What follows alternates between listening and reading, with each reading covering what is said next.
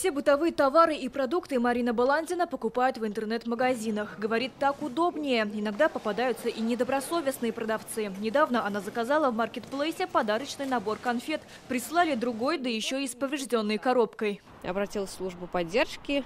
Сначала сказали, что они будут менять, потому что производитель вправе менять упаковку, то есть но в итоге я написала, что состав был не тот, что заявлен изначально, и в итоге мне оставили и этот товар, и вернули деньги, которые были потрачены. Анастасия Яковлева заказала через интернет зимнюю куртку. Она ей не понравилась, и через неделю девушка решила сдать. Продавец отказался принимать. Продавец, кассир, она сказала то, что куртка, скорее всего, ношена, потому что на ней оказались следы от помады.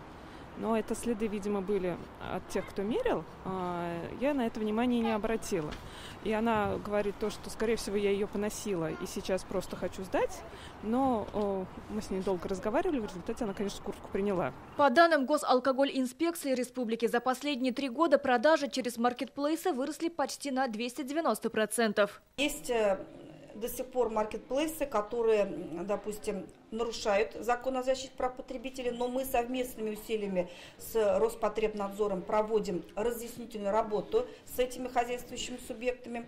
Допустим, тот же Валберес, он брал при возврате товара, который не понравился потребителю, он брал за это дополнительную плату, что является грубым нарушением прав потребителя. Вот сейчас на данный момент это нарушение устранено. В прошлом году Госалкогольинспекция Республики рассмотрела более 2500 обращений жителей и провела 13 тысяч консультаций. Жалоб по сравнению с 2022 стало на 5% меньше. Чаще всего татарстанцев не устраивает качество товара, навязывание медицинских услуг частными клиниками и юрфирмами без лицензии. Как правило, их жертвами становится старшее поколение. Они начинают просить услугу оказать по электрике, когда у них что-то происходит, приходят представители этой организации, которая оказывает такой вид услуг, и начинается: а у вас здесь и вытяжка плохая, а у вас здесь надо вообще всю проводку поменять.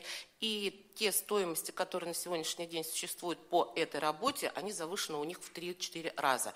Они приходят также с просьбой расторгнуть этот договор и вернуть деньги. В прошлом году инспекторы проверили 348 продуктов. Это хлеб, крупы, мясо, сладости. 121 товар не соответствовал стандартам. В 98% проверенных колбасных изделий состав не соответствовал заявленному. В 66% овощей обнаружили пестициды. Больше всего нарушения выявили в молочной продукции. 94% молочной продукции, которая признана некачественной, фальсифицированной, она поступила в наш регион из других субъектов Российской Федерации. Там такие суммы, что даже штрафные санкции или какие-то другие рычаги пока для них невесомы.